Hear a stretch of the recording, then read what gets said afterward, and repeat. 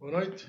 Pensar política de novo esta semana com Daniel Vieira, ex-presidente da Junta de Freguesia, da União de Freguesias São Pedro da Cova Fanzas, hoje deputado, vereador da Câmara Municipal de Gondomar, mas acima de tudo alguém que tem pensado e que pensa a política de uma forma muito estruturada e que tem uma noção da política que eu diria bastante interessante, porque é alguém com quem se pode conversar, porque está ciente num conhecimento muito alargado do que é político, do que é ser político e do sentido de serviço público que sempre o orientou. Daniel Vieira é militante do Partido Comunista e é alguém que, deixámos de dizer publicamente, alguém por quem tenho grande simpatia e grande consideração. Eu começaria este debate precisamente por questionar sobre a questão da descentralização que hoje está tanto na voga e que tem sido até uma matéria que tem sido bastante abordada, às vezes sem se saber como e o porquê, e particularmente como a descentralização, ou em que sentido vem a descentralização, porque há uma questão que o Partido Comunista desde sempre se bateu contra.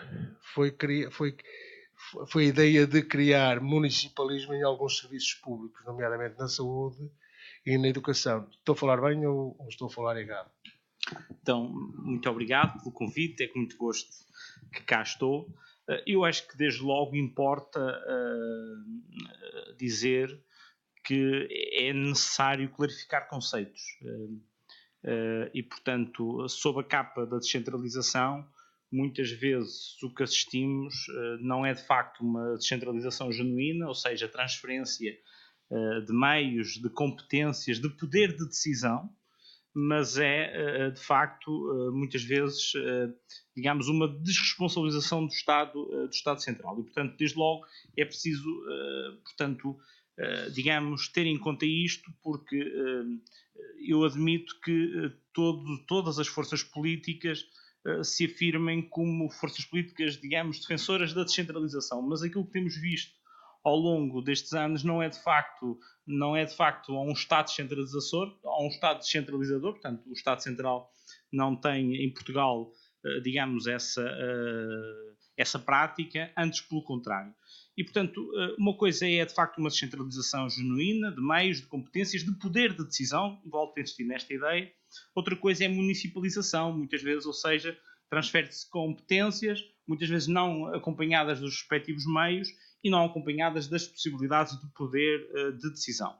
E outras vezes também é desconcentração, ou seja, é transferência para órgãos que, estando sobre a tutela do Estado Central, desempenham, portanto, funções de caráter regional. Aquilo que nós pensamos é que a descentralização é, de facto, um aspecto positivo, mas, tal como temos dito há muitos anos e tal como diz a nossa própria Constituição, não há descentralização, não há uma verdadeira política de descentralização em Portugal sem pôr em cima da mesa uma questão central para nós, que é a questão da regionalização.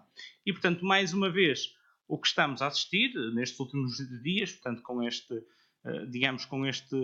reatar de relacionamento entre PS e PSD nesta matéria, portanto, há outras em que isso nunca deixou de acontecer, mas, portanto, o que estamos a assistir nos últimos dias é, de facto, a isso mesmo, ou seja, a colocar em cima da mesa a questão da descentralização, mas evitando discutir a questão central no nosso entendimento, que é a questão da regionalização. E a este propósito é importante lembrar que quer o Rui Rio, quer António Costa, portanto, durante os processos eleitorais que os conduziram, portanto, em ambos os casos, quer à liderança do PS e no caso António Costa, portanto, a primeiro-ministro, muitas vezes trouxeram por cima da mesa a questão da regionalização como, digamos, um aspecto essencial para o desenvolvimento do país. Lembro até que o Rui Rio chegou a referir uma vez, portanto, numa entrevista, que a regionalização seria provavelmente o maior abanão político, não é? Ele que tinha feito campanha contra a regionalização, referiu muito recentemente que a regionalização era provavelmente o maior abanão político, portanto, que faltava ao Estado. Mas, na verdade, o que assistimos agora, portanto, é mais uma vez o adiamento de uma discussão séria Portanto, mas há condições políticas hoje para se... Eu tenho condições políticas haverá condições na sociedade civil para se discutir hoje a regionalização? Eu acho que nunca deixaram de haver. Naturalmente, que quando foi a questão do referendo, naturalmente, Aliás, também houve ali uma falta de vontade do Partido Socialista, não é? Uma falta de vontade do Partido Socialista muito grande e, portanto, mais uma vez, é isso que está a acontecer. E, portanto, nós pensamos que, naturalmente, sempre que o debate vem, são introduzidos elementos que procuram, digamos, apelar a sentimentos, portanto, de medo, digamos que o país pode, de facto, com o processo de regionalização, digamos, ir por um caminho da autonomia. Não é nada disso que está em causa. Portanto, a regionalização está consagrada na nossa Constituição e, nesse sentido, nós pensamos que a sua aplicação seria um passo fundamental para uma efetiva descentralização de competências. E repare, está-se a discutir a descentralização, por exemplo. Há muita gente. Vimos nos últimos dias. Daniel, mas há muita gente hoje que diz que seria criar mais tais. Não, quer dizer, políticos, todos nós sabemos que, portanto, ela não avançou e, portanto, quem quis criar tais políticos criou-os ao longo destes anos ao longo dos e vai anos, continuar a criá-los. Quem quer criar, criou-os e, portanto, com ou sem regionalização, todos sabemos disso e, portanto, esse é um dos medos que se procura introduzir no debate. Não é? E, portanto, é de facto, no nosso entendimento, uma falsa questão, porque, repare, até agora, volta-se a discutir nestes últimos dias, portanto, finalmente, nos últimos dias, nas últimas horas, esta questão da descentralização, mas ainda recentemente Portugal assistiu a um processo designadamente até de centralização, de concentração, por exemplo, a agregação das freguesias, o que é, do ponto de vista administrativo, é um processo de concentração administrativa. Portanto, as competências nas comunidades intermunicipais, portanto, são processos na prática que não são de descentralização e, portanto, nesse sentido, nós pensamos que o que está mais uma vez em causa não é um processo genuíno, não é um processo que envolva as autarquias locais de forma participada, as câmaras municipais, as juntas de freguesia, que envolva as populações, que envolva também quem pensa e reflete sobre esta matéria, porque há ciência hoje produzida sobre esta matéria em Portugal e, portanto, nesse sentido, mais uma vez, será o adiamento. Portanto, digamos, quer PS, quer PSD chegam a este entendimento para adiar aquilo que é de facto essencial num processo de centralização, que é avançar, cumprir a Constituição. Cumprir a Constituição. É disso que se trata, avançar com a regionalização. Uma das coisas que eu tenho ouvido no último dia, se calhar até com algum sentido, de alguns opositores da regionalização, é que seria um centralismo à volta do Porto e um centralismo à volta de Lisboa. O que é manifestamente contrário ao pensamento da maioria das pessoas que defendem uma regionalização, porque acho que um centralismo que se poderia criar teria de ser necessariamente fora do Porto de Lisboa, porque não tinha sentido nenhum estarmos a fazer uma regionalização em que fosse à volta do Porto de Lisboa ou de Coimbra. Portanto, são sempre falsos argumentos aqueles que vêm introduzir para a discussão não ter sentido ou para não haver discussão. Acrescento a isto que o Rui Rio, ouvi uma vez o Rui Rio, fiquei perplexo não, fiquei um bocado agradado, porque ele disse: passei 12 anos como presidente de uma Câmara Municipal e compreendi a necessidade urgente de fazer uma regionalização. Pois, mas não é isso que está em causa agora. O que está em causa agora foi precisamente o adiamento da regionalização. Ou seja, este acordo, este pacto, este entendimento entre o PS e o PSD tem, no essencial, um único objetivo: evitar discutir a regionalização e avançar com a regionalização. E mais, aquilo que nos parece, por exemplo, é que se existissem as reuniões administrativas, há processos que assistimos de esvaziamento, designadamente do interior do país, de afastamento do estado das populações, de encerramento de serviços públicos. Há um bocado referias juntas de freguesia, mas foram de correios, centros de saúde, portanto, também serviços bancários, questões de, portanto, postos de polícia, etc., escolas, e, portanto, e nesse sentido, portanto, as regiões administrativas, a existência de regiões administrativas poderia de facto dar também aqui uma outra capacidade às populações, digamos, aos representantes dessas mesmas regiões, quer de reivindicação, quer também de pensar, digamos, o desenvolvimento do interior de uma outra forma. E, portanto, nesse sentido, é isso que nós dizemos, é que não há descentralização, nem o que está em cima da mesa é de facto um processo genuíno, e, portanto, nesse sentido, o PCP continuará, portanto, digamos, a defender que a regionalização não é o alfa e o ômega para os problemas nacionais, portanto, não é a regionalização que vai resolver os problemas do país, mas pode dar um contributo para um desenvolvimento mais harmonioso do território nacional, de combate à desertificação. Ainda por exemplo, ano passado tivemos, portanto, todas aquelas tragédias, portanto, em resultado de incêndios, em resultado de processos de desertificação do país e, portanto, de abandono do país, de abandono do interior, e nesse sentido, portanto, até a esse propósito podia-se estar de facto a discutir um projeto sério de descentralização, e isso passa, volto a referir, pela regionalização. Acho que somos os dois regionalistas convictos. Portanto, sim, é como digo, não tenho a opinião que o Rio teve há poucos anos de defender que a regionalização era de facto o grande abanão que o país precisava, não é, portanto, não é essa mas eu acho que minha perspectiva, mas que, portanto, que seria, e que agora abandonou, mas que seria, no nosso entendimento, um processo essencial para o desenvolvimento do país, isso sim. Ultimamente tem-se discutido muito a questão do Serviço Nacional de Saúde, as suas fragilidades, nomeadamente a falta de meios e a falta de investimento no Serviço Nacional de Saúde. Sabemos que Portugal hoje vive ainda com algumas carências de origem económica e de origem financeira. De económica nem tanto, mas mais financeira. Eu pergunto, em que se deve apostar para que o Serviço Nacional de Saúde melhore a sua performance?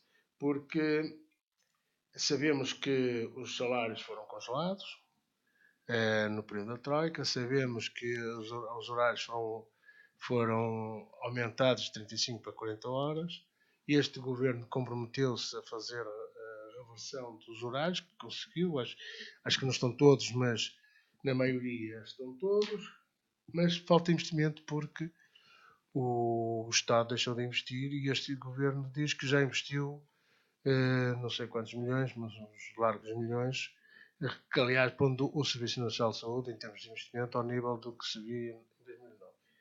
Onde é que se pode ir buscar dinheiro para tanta coisa? Porque são todos os funcionários públicos a reclamar melhorias de salário. Com toda a legitimidade, porque todos eles viram os seus salários serem reduzidos.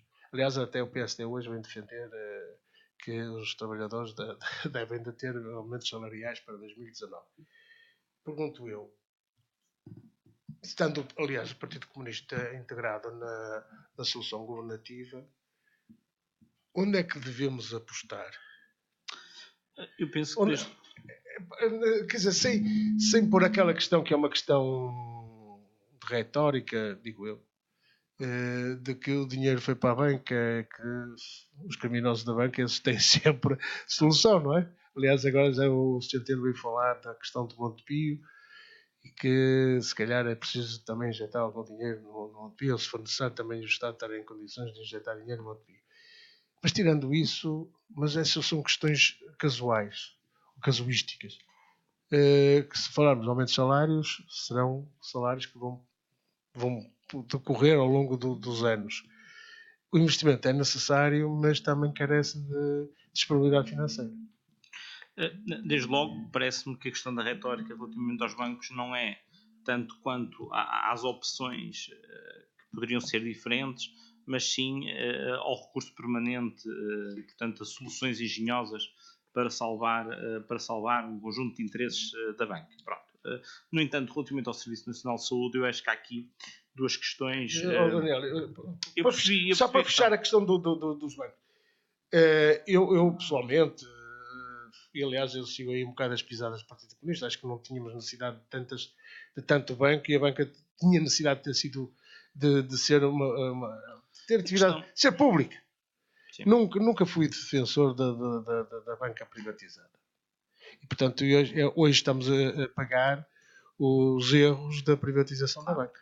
Mas na altura, quando o PCP defendeu... Portanto, não, eu estava ao lado do Partido Comunista. Em alguns casos foi acusado mesmo de terrorista, não é? Portanto, a questão se calhar eu também era. A questão fundamental relativamente ao Serviço Nacional de Saúde, que parece que é preciso distinguir duas coisas. Uma coisa é a identificação de problemas e de necessidades no Serviço Nacional de Saúde.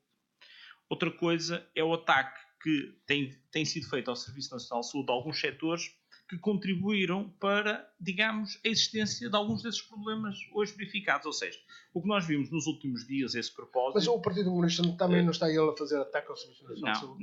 Não. O Partido... Vamos lá ver. O que nós vimos nos últimos dias foi um conjunto de setores, a partir deste ou daquele episódio, que são sérios e, portanto, merecem um tratamento sério. Foi, portanto, um ataque ao Serviço Nacional de Saúde com um objetivo, que é a sua destruição.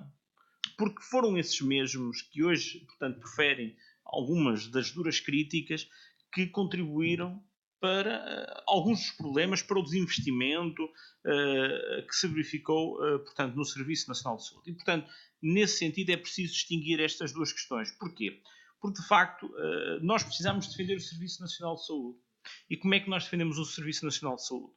Portanto, no nosso entendimento, na minha perspectiva, de duas formas. Desde logo, uma primeira, naturalmente, garantindo investimento, garantindo modernização, a vários níveis, não é? Portanto, quer ao nível de profissionais, quer ao nível de técnicos, quer ao nível, portanto, também do próprio investimento na ciência. Portanto, há aqui várias dimensões que eu acho que é preciso ter presente. Portanto, esta é logo uma linha. Mas depois há uma outra questão, é que a defesa do Serviço Nacional de Saúde também passa por opções políticas, ideológicas, que é de combater a proliferação dos interesses privados, digamos, e dos grupos privados, portanto, que cada vez mais crescem, portanto, digamos, quer do ponto de vista físico, quer no número de unidades de hospitais que vão existindo pelo país, quer também nas possibilidades que o Estado vai garantindo, de protocolos, de contratualizações, etc. Por exemplo, neste momento, e nestes dias foi público, que o Ministério da Saúde tem vários pedidos de licenciamento de novos hospitais em Portugal. E, portanto, o que nós verificamos é exatamente, eu dou-lhe um exemplo. Por exemplo, no Concelho de Valongo, o que nós assistimos aqui há pouco tempo, talvez 2, 3 anos, foi o encerramento das urgências no Hospital de Valongo. E, portanto, mas a poucos metros, portanto, uma unidade privada cada vez mais aumentou, portanto, a resposta, digamos, de serviços. E isso é o que está a acontecer um pouco no Serviço Nacional de Saúde. Ou seja, há dois processos. Um primeiro, e nós sabemos as dificuldades que há, digamos, de introduzir esta discussão também entre os próprios profissionais. Mas, portanto, há duas questões essenciais. Uma primeira é, de facto, o investimento no Serviço Nacional de Saúde, o investimento no nosso sistema de saúde, em todas as suas dimensões. Esta é uma primeira nota. A segunda é uma opção política de fundo. Portanto, se combate, digamos, o negócio da saúde e, portanto, e se bloqueia a proliferação de unidades privadas de saúde, ou então o que vamos ter... Mas isso não nos leva ao condicionamento do salazarismo? Não se leva a condicionamento nenhum. Antes, pelo contrário, o que está aqui em causa é o acesso à saúde. É a saúde como um direito. É a possibilidade de termos um serviço de saúde universal, gratuito, de qualidade, portanto, e acessível a todos. E, portanto, e com condições para servir melhor as pessoas. Portanto, é isso que nós defendemos. E isso é que é a democratização do Serviço Nacional de Saúde. Digamos, ao contrário do que nos dizem, a democratização do Serviço Nacional de Saúde não passa, digamos, por estimular, digamos, o negócio da saúde, por estimular o investimento de grupos que têm, de facto, interesses profundos no negócio da saúde, em detrimento, digamos, de um Estado capaz de assegurar Mas um serviço de saúde eu não queria muito entrar nesta de qualidade. discussão porque... Mas esta é que é questão de fundo. Claro, sem dúvida. Para nós esta é que é a questão porque de fundo. Há uma questão que... Mas eu acho que o Partido Comunista aí tomou, no meu entender, uma posição errada quando foi a discussão da ADSE. Porque a ADSE é um dos grandes financiadores do serviço do sistema privado da saúde existente em Portugal. E o Partido Comunista entendeu, e é a interpretação que eu fiz, posso estar errado, é que era um direito dos trabalhadores, era um direito que lhes assistia a escolha por quem os tratasse. E eles, claro que não vão ao Serviço Nacional de Saúde porque entendem que nos privados são mais rapidamente... O Partido Comunista não defendeu... Acho que foi uma leitura... Pode ser uma leitura errada. Sim, é uma leitura errada. Mas foi isso que eu percepcionei na altura da discussão da ADSE e daquela discussão de quem é que financia a ADSE. E o PCP estará sempre com os direitos dos trabalhadores em primeiro são lugar. direitos dos trabalhadores ao longo dos anos, mas, que já está muitos anos. Mas é conhecida a posição de fundo do PCP contra, digamos, a privatização, o processo que está em curso de privatização, digamos, da saúde, do acesso ao sistema de saúde. Subsistema, e, portanto, isso tem que é o grande financiador. Isso tem que passar por um grupo muito pequeno de grupos económicos que tomaram conta aí, portanto, de um conjunto de unidades e que têm interesses grandes e, portanto, ligados à banca, fundamentalmente ligados à banca. Nós conhecemos grupos de Espírito Santos, Melos, etc. E, portanto, nesse sentido, nós pensamos que a defesa do Serviço Nacional de Saúde se dá nestas duas linhas e, portanto, investimento por um lado, mas também o combate ao negócio da saúde. E, portanto, para nós a saúde é um direito. Eu digo portanto, isto porque para nós a saúde é um direito. Estranho. Claro que é muito estranho. Porque o combate ao Serviço Nacional de Saúde começou no dia seguinte à aprovação, à sua aprovação. E, portanto, como lei fundamental do país, não é? Por quem nunca aceitou, de facto, esta ideia de um sistema de saúde, tal como não aceitam muitos deles, portanto, a ideia do sistema educativo também público, de qualidade, gratuito, e, portanto, e defendem outros modelos. E, portanto, aliás, nesse sentido... nesse aspecto, este governo deu provas de que, efetivamente, estamos a alimentar no serviço educativo, no sistema educativo, estamos a alimentar grandes... Sim, deu provas muito pequeninas, porque, na verdade, quer ao nível do ensino secundário, quer ao nível do ensino superior, está a falar da questão dos colégios, mas a questão não se pode ficar só aí. Portanto, há toda uma lógica associada, digamos, ao funcionamento, quer do ensino, portanto, do ensino secundário, do ensino superior, já no ensino básico, e, portanto, que nós pensamos que este Partido Socialista... Mas já não se deu este Partido Socialista... Sim, vamos ver, nós consideramos que... E lembro como é que surgiu esta solução governativa. Esta solução governativa no dia das eleições. Mas o António Costa diz que tudo aquilo que acordou com o Partido Comunista, com o Partido Comunistas Verdes e com o Bloco de Esquerda, em termos de programação, está cumprido. Vamos ver. Há muita... Ele diz, quer dizer, e ontem na discussão da Assembleia da República eu vi todos, portanto, a Catarina Martins a dizer que não se esgotava no cumprimento, esgotava-se depois de ir mais além, apesar de havendo uma folga que deve de ser para investir. É preciso ter em conta as condições. Diz a mesma coisa, embora as condições em que se portanto, se encontrou a atual solução, e é preciso depois ver, as condições que existem hoje, porque entretanto há um período corrido e portanto é preciso olhar para essa mesma realidade.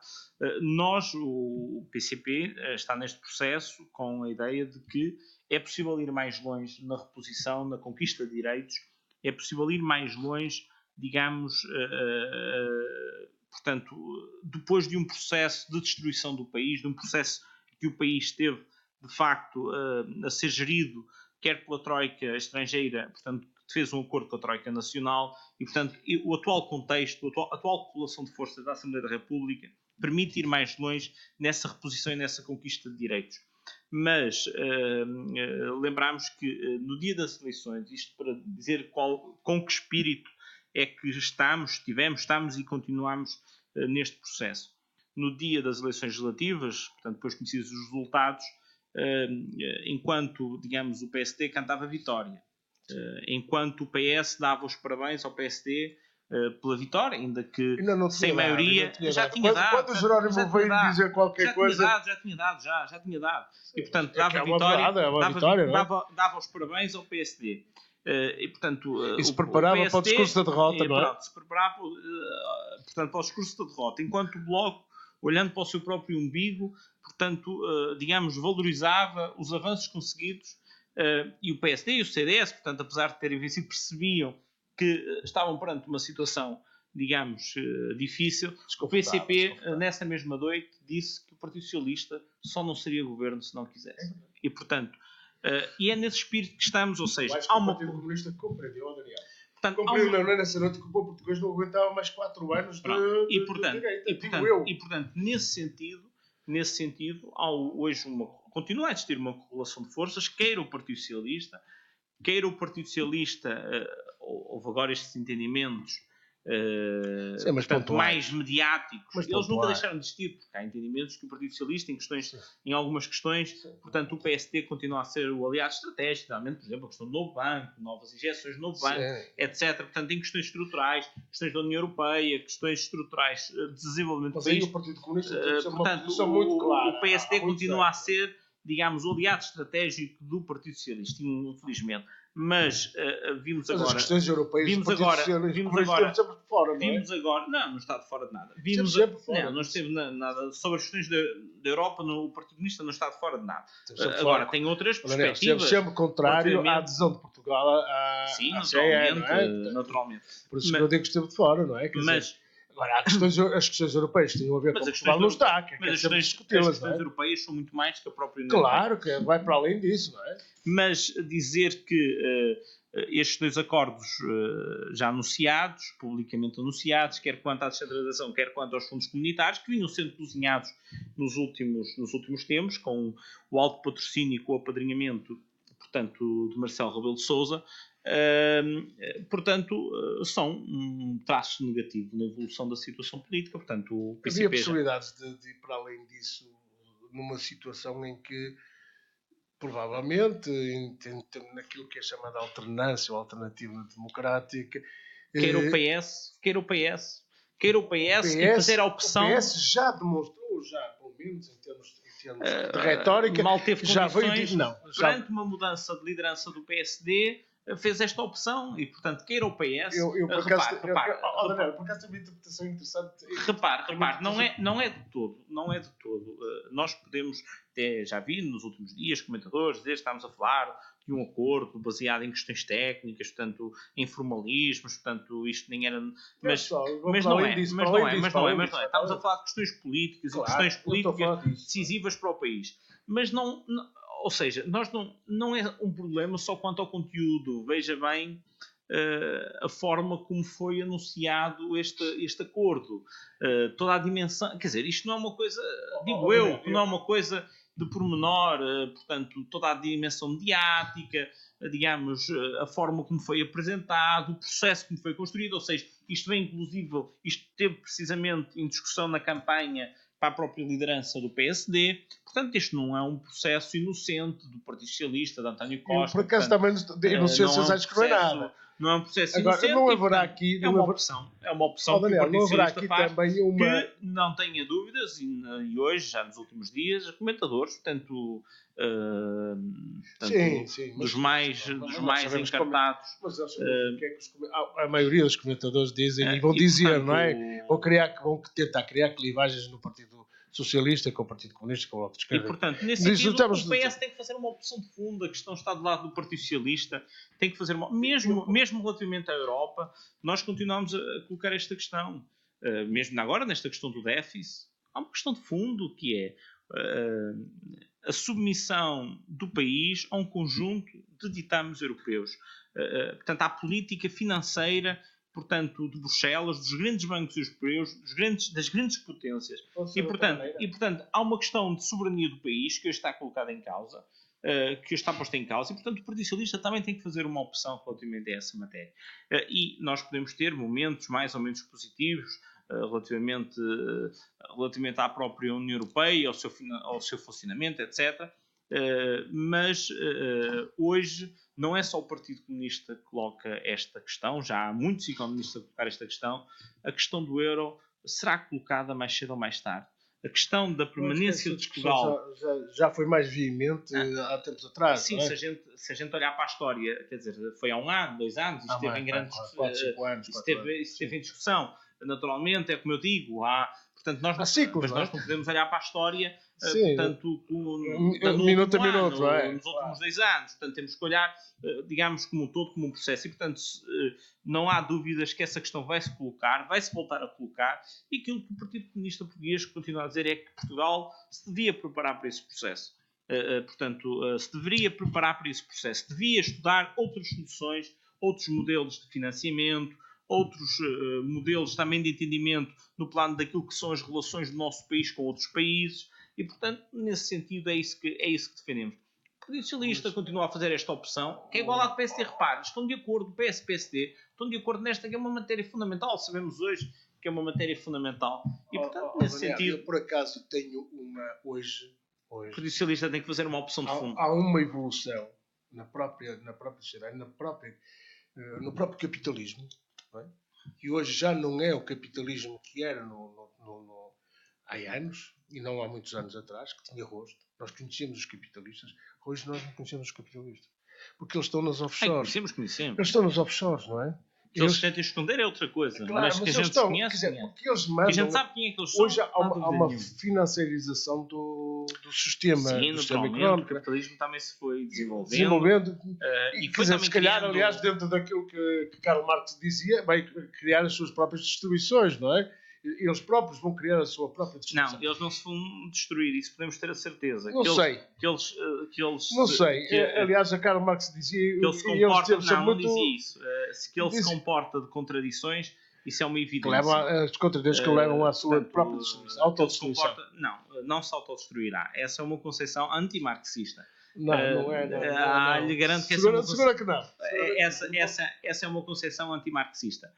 Até porque Marx, exatamente, digamos, formula junto com Engels, portanto, formula um conjunto de teses exatamente para transformar esta sociedade em que vivemos neste ano, até que comemoramos o bicentenário do seu nascimento. Mas, na verdade, nós não podemos, e nós, estou a falar, eu como comunista, os meus camaradas, o meu partido, nós não olhamos para o capitalismo e para o sistema capitalista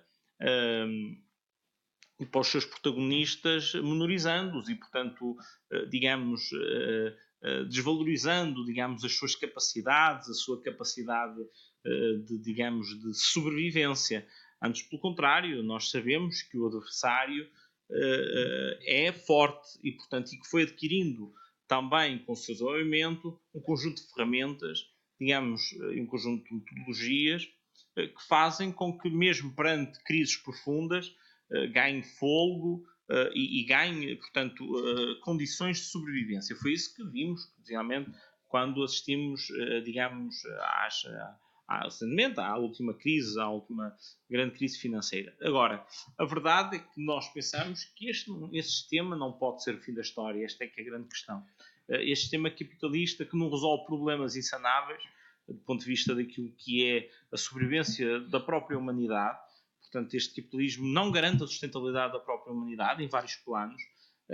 Por isso vai encontrar a sua própria destruição. No plano da amizade e da paz entre os povos, etc. E, portanto, nós consideramos que este sistema não é o fim da história. Portanto, ao contrário daqueles que defenderam... Mas eu não digo que é o fim da história, nem Karl Marx dizia que era o fim da história. Portanto, dizia que ele, nas suas próprias contradições, vai encontrar a sua própria destruição. E a sua própria alteração... Podemos fazer um programa para discutir o segundo centenário do nascimento de Karl Marx. É uma boa ideia, é uma boa ideia. Portanto, porque, aliás, há um novo capital do Tony Pickett que podemos conversar a partir da base dele, não é? Quer dizer, porque, de facto, é alguém que trouxe para a nova vaga, para o novo pensamento, uma ideia que é sustentada em números sobre a evolução da economia. E aquilo que Karl Marx há 100 anos, há 150 anos, definia ou identificava como o estado da sociedade e o estado do capitalismo. E como é que o capitalismo se iria comportar nos tempos futuros. Agora, vamos mudar de assunto, vamos para a política económica do Conselho. que hoje está reunida, hoje, quer dizer, começa, portanto, vamos ter aqui a Expo Gondomar, que vai reunir 137 empresas. Será isto prova do dinamismo da economia do Conselho?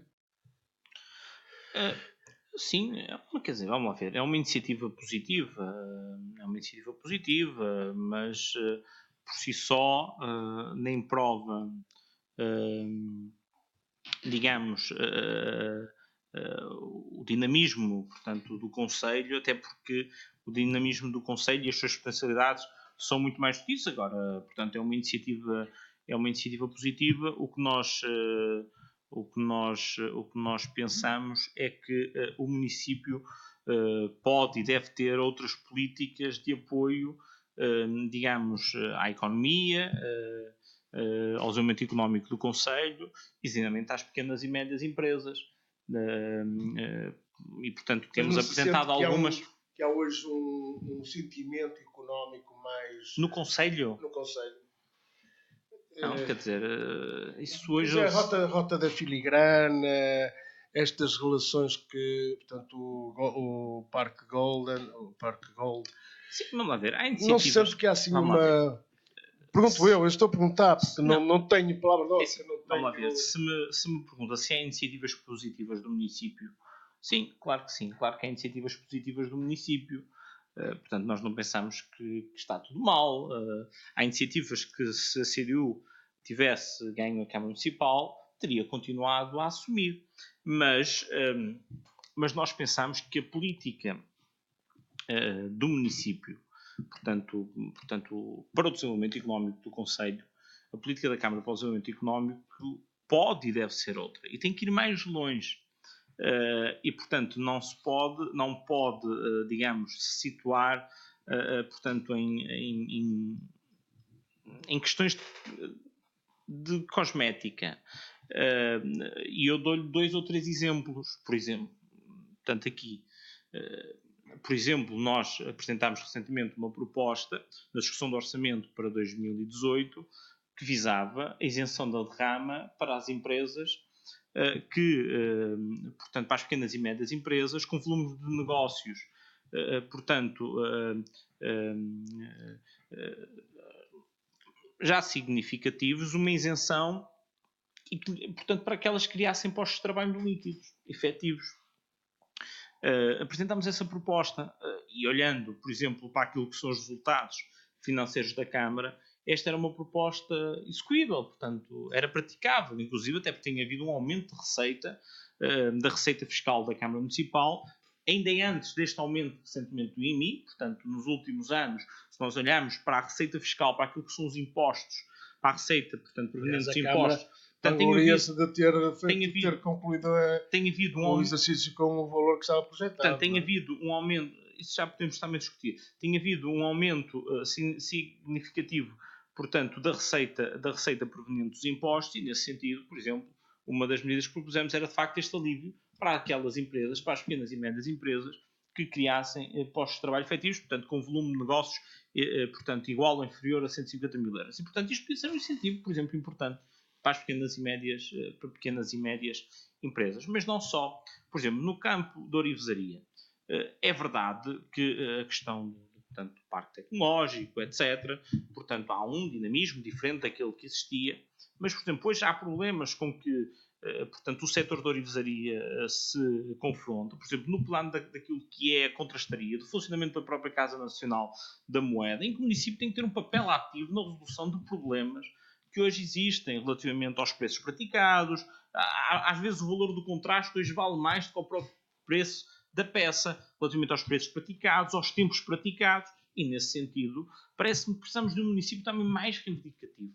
E, portanto, não basta promover a Rota da Filigrana, naturalmente é uma iniciativa positiva, divulga o Conselho, pensamos que ela devia se estruturar ainda melhor, quer dentro do Conselho, quer no próprio país, para depois ter uma outra projeção internacional, portanto teríamos uma outra metodologia para a sua projeção, mas parece-nos que é uma iniciativa importante, portanto tudo aquilo que seja no sentido da valorização, portanto não nos não terá a nossa oposição. Agora, é preciso ir mais longe, portanto, a Câmara não pode, digamos, ficar apenas com iniciativas, digamos, de propaganda e de Daniel, cosmética, como o Daniel tem e sido... abandonar aquilo que são, digamos, medidas estruturais. Então, aqui duas: a derrama, portanto, que é viável, e a questão, por exemplo, de resolução de um problema no setor da orivesaria. O Daniel, como vereador, em que pé está?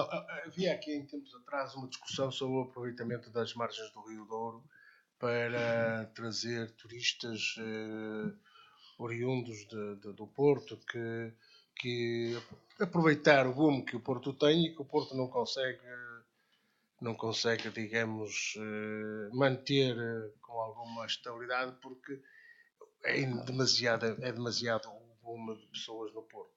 E, portanto, os concelhos limítrofes poderiam beneficiar um pouco desse boom.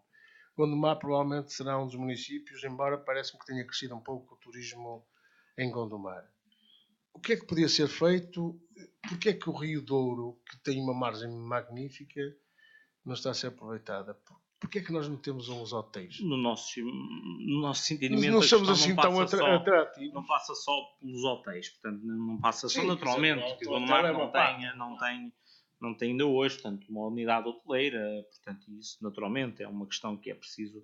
Não sei se é nas margens do Douro, tenho dúvidas relativamente a alguns projetos que possam existir também no campo daquilo que é especulação imobiliária, mas nos leitos do Rio. Portanto, às vezes, como assistimos em alguns pontos deste país, mas o Estado paga quando aquilo vem abaixo. Mas a questão, no nosso entendimento, quer dizer, a resposta está dada pela pergunta.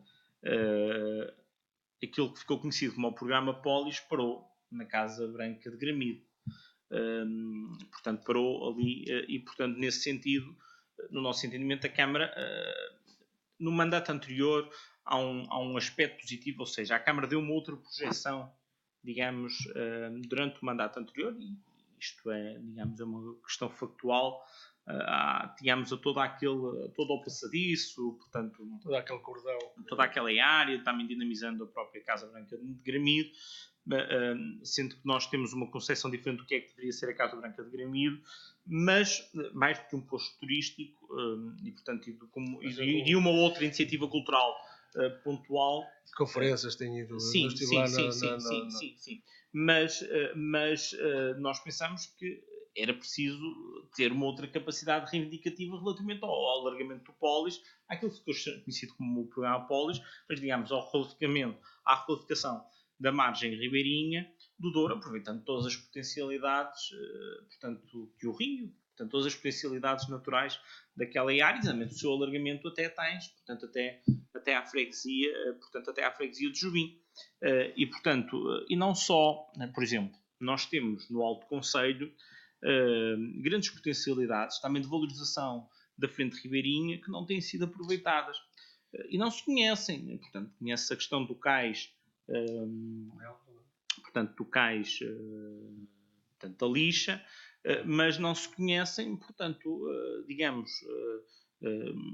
grandes ideias, grandes projetos relativamente à valorização da frente. Relativamente à frente, sim, com bastantes problemas, com falta de, portanto, com pouco acompanhamento, com pouco tratamento, com pouco... poderia plantar umas árvores. Mas na verdade, portanto, a questão do alargamento e da requalificação da frente ribeirinha tem sido adiada. E nesse sentido, nós pensámos que era preciso um município com uma outra capacidade reivindicativa. Portanto, um município que se libertasse, digamos... que deixar de ser uma comissão de festas. Portanto, o município tem que deixar de ser uma comissão de festas Daniel, e passar... Como é que vê o projeto das Serras do Porto? O projeto das Serras do Porto é um projeto muito interessante, é um projeto que tem anos, mas é um projeto que tem um problema insanável, tem um recurso humano afeto, quer dizer, não pode avançar, não tem condições para avançar. É um projeto, quer dizer, não há coragem para enfrentar interesses instalados nas serras e, portanto, não há investimento, não estão, se a gente olhar para aquilo que está perspectivado, repare, quantas vezes é que já se inaugurou digamos, a ideia, do projeto, da concepção, e não se tem passado nisto. Eu acho que o projeto é um projeto muito interessante e tem gente muito interessante na concepção do projeto. E tem tido um desenvolvimento e um aprofundamento naquilo que é o conhecimento, etc.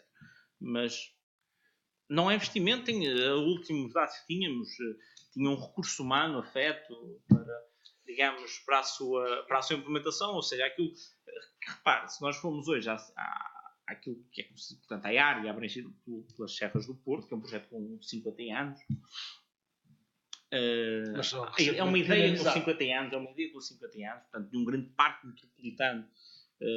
Já teve várias Pulmão Verde, Parque das Serras, já teve várias designações.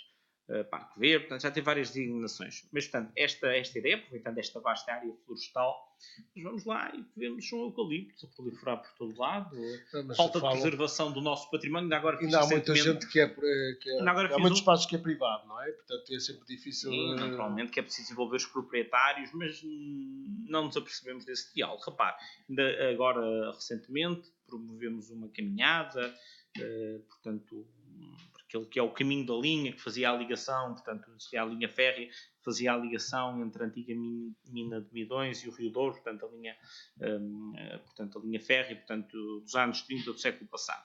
E percebemos, quer dizer, na Foz de Sousa, as potencialidades daquele património, portanto, natural, material, dos moinhos, a antiga central de captação de água, e percebemos que não existe, quer dizer, tirando a população local, que, de uma forma generosa, ali tem estado a preservar os moinhos, não existe.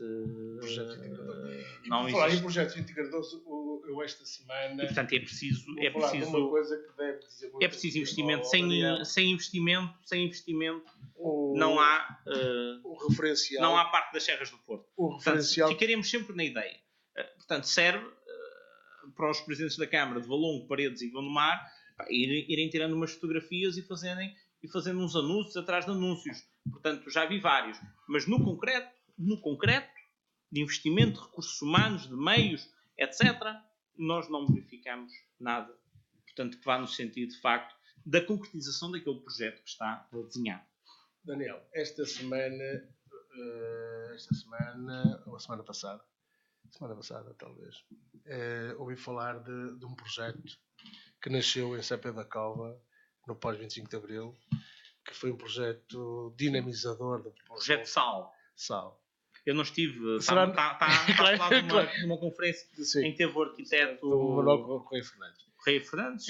Na altura ainda não era nascido, não é? Não, mas conheço o projeto. Será que precisamos de um outro sol para o Conselho de Gondomar ou para as várias outras? Sim, há áreas.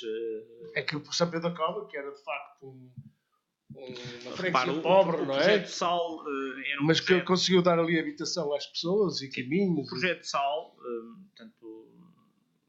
portanto, não quero estar a dizer asneiras, até porque, portanto, não, quer dizer, conheço o projeto, já conversei com o próprio arquiteto Correia Fernandes sobre o mesmo e com outros que estiveram envolvidos, mas o projeto Sal não era apenas um projeto de intervenção, digamos, urbana. Também tinha a sua componente social. Tinha uma componente social, tinha uma componente política, era um projeto de participação popular também. Não é? Portanto, foi um projeto que, proporcionado pelo tempo luminoso que o 25 de Abril proporcionou ao país. É disso que estamos a falar. É disso que estamos a falar. E, portanto, que na freguesia de São Pedro da Cova teve aqui, portanto, São Pedro da Cova foi um epicentro, não é? Digamos, não foi a única, também houve projetos de Sal, eu penso que portanto, não, e também aqui no Conselho de Gondomar, na freguesia de Fanzes, também houve pequenas, digamos, mas com menor dimensão. Com menor dimensão, sim, com menor dimensão. Mas estamos a falar... O grande projeto do Sol no Porto é na Ribeira e... São Pedro da Cova foi de facto uma freguesia martirizada, digamos. Sim, mas sim, tem uma história não só de exploração do carvão, mas também da exploração do homem. Mas para além disso, o 25 de Abril foi vivido intensamente naquela freguesia. Portanto, será porventura das freguesias do norte do país onde o 25 de Abril foi vivido de uma forma intensa, participada, generosa, não é? Genuína, não é?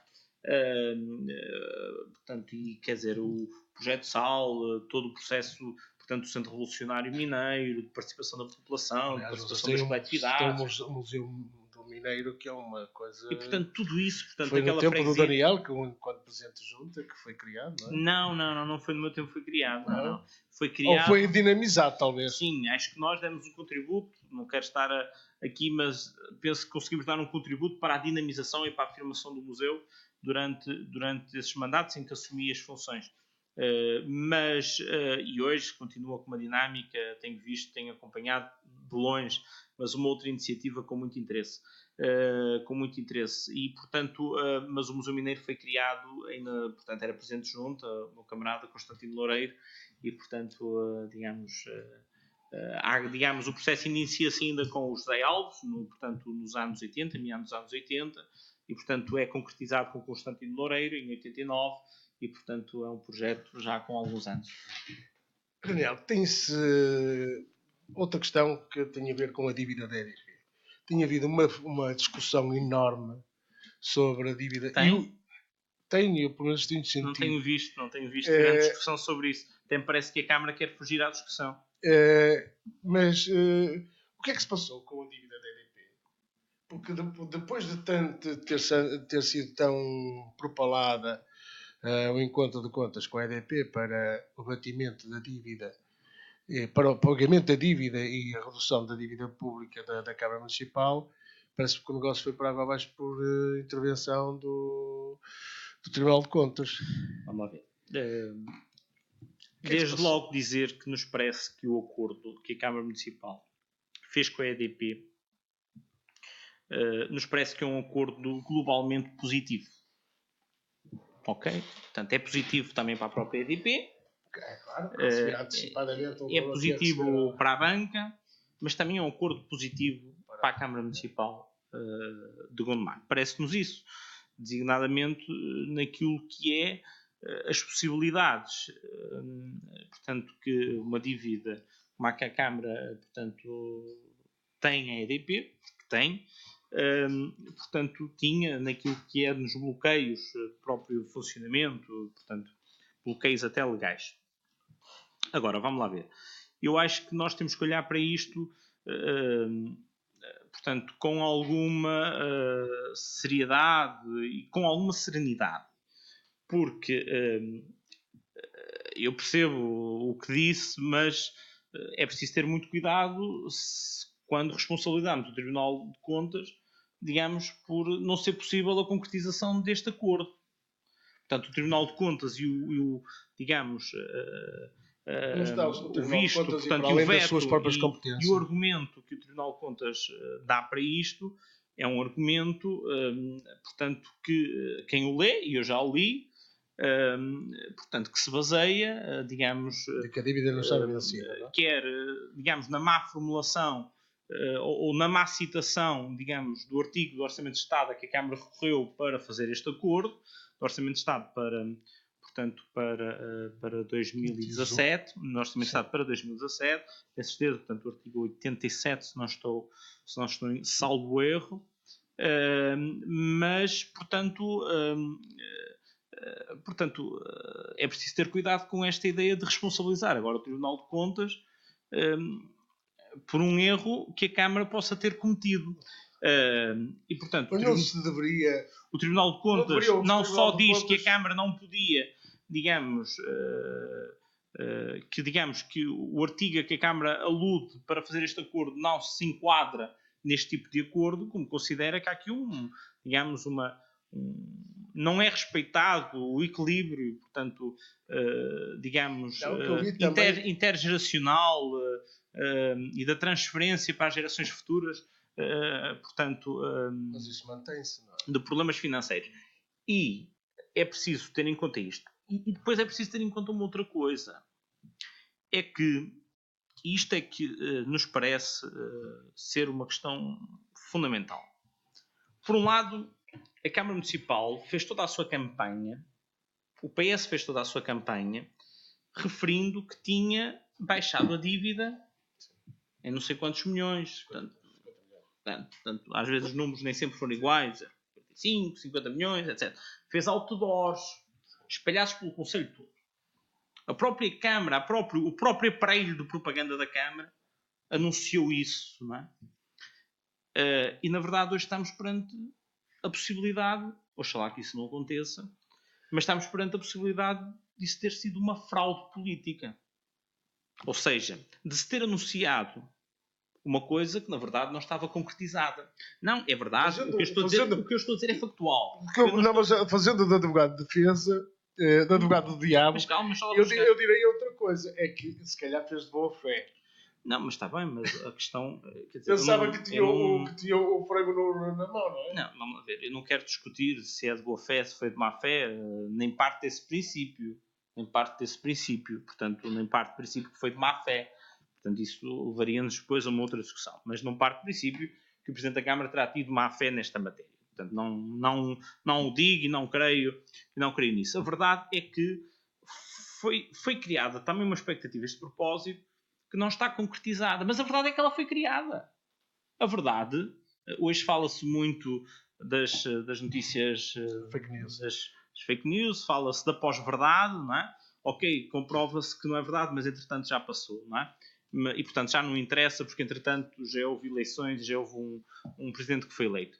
Mas na verdade é que isto foi anunciado como pompa em circunstância, como uma grande... repare, Figueiredo, esta foi anunciada como uma grande medida do mandato anterior. A questão do acordo com a EDP foi anunciado como uma grande medida do mandato anterior. As palavras não são minhas. São do Sr. Presidente da Câmara. Mas ela ainda não tinha tido visto do Tribunal de Contas. E, portanto, a questão que se coloca é: será que isto se pode fazer às populações? Será que temos o direito, enquanto políticos, enquanto responsáveis políticos, de fazer uma coisa destas? De criar este tipo de expectativas? E depois há uma outra questão, é que, no nosso entendimento, a Câmara não podia ter feito tudo isto sem ter digamos, um plano B. A Câmara tem que ter um plano B. E nós questionamos a Câmara sobre essa matéria. Naturalmente, que parece bem o recurso apresentado, a Câmara tem que tentar se bater por este acordo. Do ponto de vista daquilo que é os interesses do município, nós acompanhamos, digamos, a posição de Sr. Presidente da Câmara. Agora, não há um plano B? Então, em que situação vamos ficar? Daniel, estamos com o tempo a esgotar-se. Temos aqui 2 temas para tratar que têm que ser tratados em 30 segundos cada um. Melres, saneamento. A população de Melres está agora confrontada com um problema com o qual foi confrontado a população de uma grande parte do concelho. Os preços escandalosos e exorbitantes praticados pela empresa Águas de Gondomar. No entanto, a população de Melves ainda tem mais razões de queixa. Portanto, tem infraestruturas colocadas há 10 anos, por exemplo, que nunca foram utilizadas e que agora são cobrados preços, portanto, sem se saber as condições das próprias infraestruturas, com preços, portanto, praticados agora, mas, portanto, infraestruturas colocadas, portanto, há uma dúzia de anos. Portanto, ainda tem mais razões de queixas, se calhar, para além de ter sido, digamos, das últimas freguesias. Ainda falta também a freguesia das Medas e a freguesia da Lomba. E, portanto, nesse sentido, quer dizer, há o problema de Melres, que é preciso procurar uma solução, em concreto, reivindicações próprias daquela freguesia, daquela população, mas nós não podemos fugir à questão de fundo. É que temos um contrato, a Câmara Municipal de Gondomar tem um contrato ruinoso com a empresa Águas de Gondomar e, portanto, enquanto a Câmara Municipal não estudar uma solução alternativa para isto e não tiver uma outra postura relativamente à empresa Águas de Gondomar, Gondomar é o concelho onde a água é mais cara, o saneamento é mais caro, a colocação de um contador é absolutamente escandalosa, portanto são preços escandalosos e, portanto, aquilo que vemos, portanto, é uma relação, portanto, da Câmara Municipal com as Águas de Gondomar muito, digamos, para terminar, conivente, e nesse sentido nós pensamos que é preciso outra. E agora são 10 segundos para isso. O que é que entende da política cultural do Conselho? O que é que eu entendo da política cultural? Eu acho e agora tem 30 segundos só. Eu acho que há passos positivos, mas há passos positivos na política cultural do Conselho. Mas é preciso ir mais longe designadamente na criação de espaços, na formação na produção cultural própria, e é possível ir mais longe porque existe as condições no Conselho para isso. As nossas bandas filarmónicas, os nossos grupos folclóricos, e portanto a cultura, nós temos que distinguir cultura de entretenimento, de lazer. São duas coisas diferentes. E portanto, digamos, um espetáculo não é por si só, digamos, uma iniciativa cultural. Portanto, é preciso olhar para as questões da formação, da produção, da criação, do apoio à criação do Conselho e, portanto, nesse sentido, eu acho que há passos positivos, quero deixar relativamente, portanto, acho que há passos positivos no Conselho, mas é preciso ir mais longe Daniel, naquilo que muito obrigado por ter estado aqui, foi um prazer. Nada, eu é que agradeço. Foi um prazer, foi uma conversa muito interessante. Muito obrigado, até uma próxima. Muito obrigado.